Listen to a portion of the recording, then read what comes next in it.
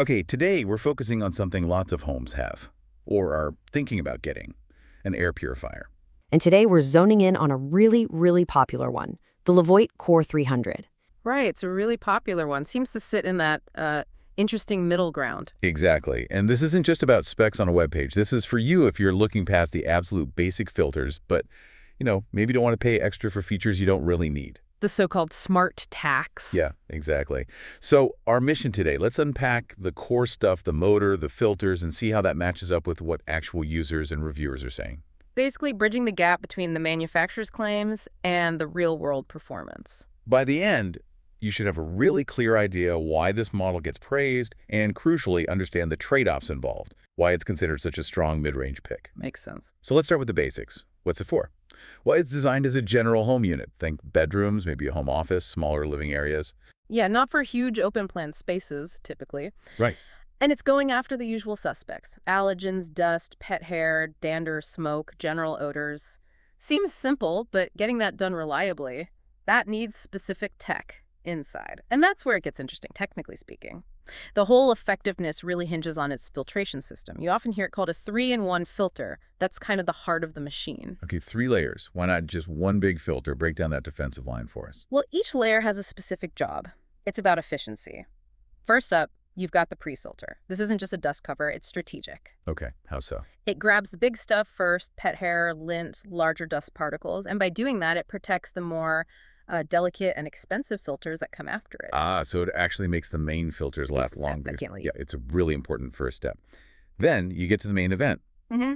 The true HEPA filter. That's the one everyone talks about, HEPA. Right, and true HEPA has a specific standard.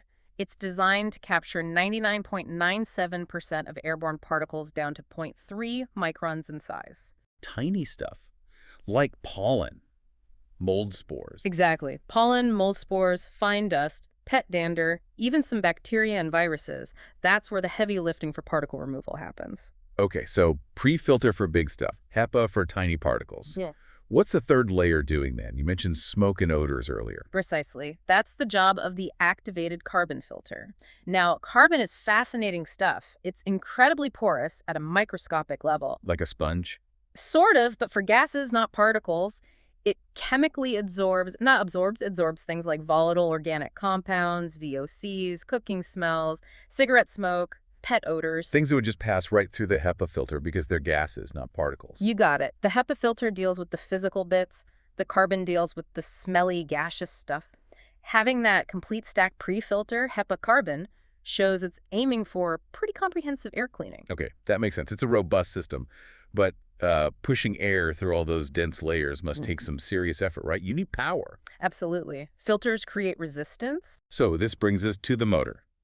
The specs mention a 56-watt high-torque motor. 56 watts. That sounds like quite a bit for something sitting in a room. It is relatively substantial for this category, yes. And the high torque part is key. What does high torque mean here? Is it like a sports car engine? Fast? Hey, not quite like a sports car. Think more like maybe a small truck engine. It's not necessarily about raw speed like high RPMs. It's about pulling power. Consistent, strong force. Okay. It's specifically designed to overcome the air resistance from those dense filter layers, the pre-filter, the HEPA, the carbon, and keep pulling a large volume of air through them reliably, hour after hour. So it doesn't bog down as the filter gets dirty. Exactly. It maintains airflow better than a lower torque motor might. And that consistent power is what lets them claim some pretty big coverage numbers, like up to around 1,073 square feet. Whoa, hang on. Over 1,000 square feet. That sounds ambitious for a unit this size. Is that, realistic or more marketing math? You're right to pause there. It's a valid question. And the third-party sources definitely highlight the fine print on that number. Okay, what's the catch? That huge number, the 1,073 square feet, is almost always calculated based on achieving only one air change per hour. 1 ACH. Just once per hour. That doesn't sound like much cleaning.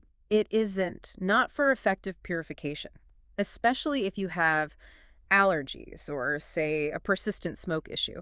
For that, you really want maybe 4 or even 5 air changes per hour. Oh, okay. So if you actually want it to work well, cleaning the air multiple times an hour, the effective room size it can handle shrinks dramatically. Dramatically. Often down to maybe a quarter of that headline number, maybe around 250 square feet or so for that 5 ACH gold standard. Got it. So the big number is a bit misleading, but the reason they can even aim for that is the powerful motor. It ensures it can still achieve those high ACH rates effectively in a more typical room size, like a bedroom. Precisely. The 56W motor gives it the muscle to perform well in its intended space. Even when running harder to really clean the air, it provides performance headroom. Okay, that makes sense. Performance headroom. And thinking about using it, they do include multiple fan speeds, which is standard, but also a specific sleep mode. Does it actually get quiet? Some budget ones are still pretty loud on low. Yeah, the feedback is generally positive on that. Because the motor is quite efficient and powerful, it doesn't have to strain at lower speeds. So sleep mode tends to be genuinely quiet. Which is important, right? Since bedrooms are a primary spot for these. Absolutely critical for nighttime use. You get the power when you need it, quiet when you don't. Okay, so we've got the internals, the 3-layer filter strategy, the strong 56W high torque motor, the practical speed settings. But specs are one thing. How does this whole package actually fare out in the real world, according to reviewers? Well, this is where the Core 300 and the slightly more connected 300S model really seem to land well. Independent testers, places that do rigorous comparisons, consistently put them in that solid mid-range performer category. Not top-tier, multi-$100 elite. No, not usually competing with the $800 plus units that might have more sensors or very specialized filters, but they reliably outperform the bulk of the chipper budget options. So why? What's the formula there? Why does this combination hit that mark? It seems to be about a deliberate balancing act in design and cost. Meaning? It looks like LEVOIT decided to skip some of the bells and whistles, things like fancy air quality sensors that automatically adjust speed, or really complex app integrations, things that add cost but don't necessarily clean the air better. Okay. And instead, they seem to have put that budget squarely into the two things that do directly impact cleaning.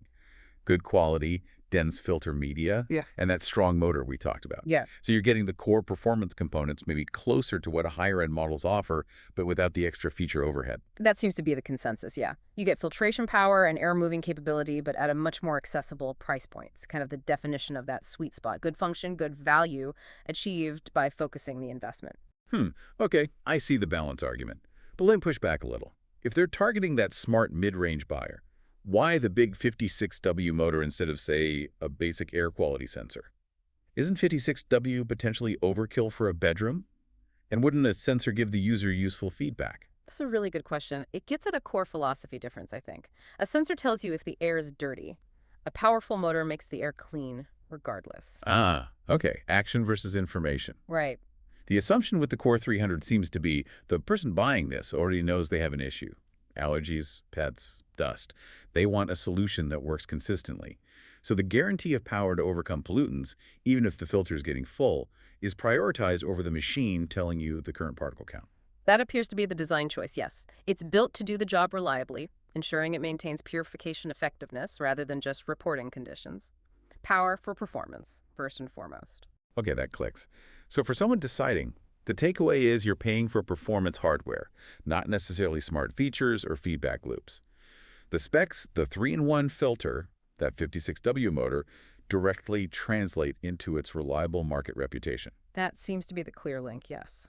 All right, so I think we've successfully unpacked the LEVOIT Core 300 line.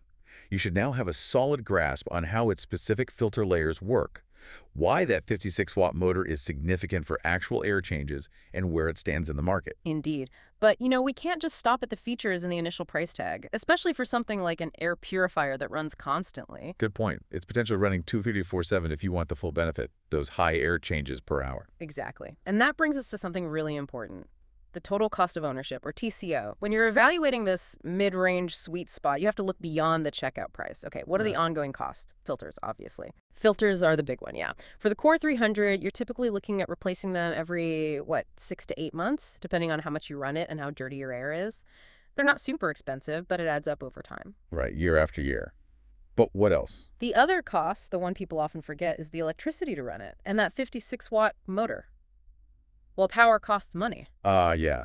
56 watts, that's not insignificant if it's on all the time. It really isn't. Compared to some smaller, maybe less powerful budget units that might only draw 25 or 30 watts, 56 watts is quite a bit more.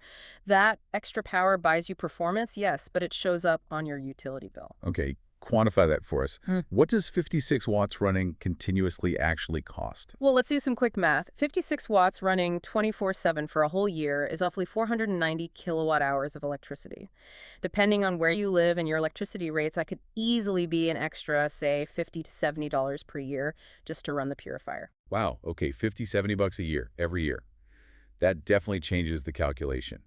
You might save $50 on the purchase price compared to a different brand, but that energy cost eats up the savings pretty quickly over a couple of years. Exactly. Especially if you compare it to a hypothetical, more energy-efficient model that might only cost $30 a year to run, but perhaps doesn't clean the air as effectively or cover as large an area. So that mid-range sweet spot needs an asterisk for running costs. The price of that guaranteed performance from the high-torque motor isn't just the upfront cost. It's baked into your monthly electricity bill. A true deep dive has to consider the long-term financial commitment, not just the sticker price.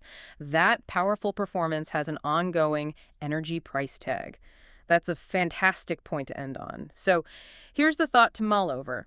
Knowing the Core 300 trades smart features for that powerful, energy-consuming 56W motor, is that guaranteed cleaning performance worth the potentially higher long-term running cost compared to a weaker but maybe cheaper to run alternative?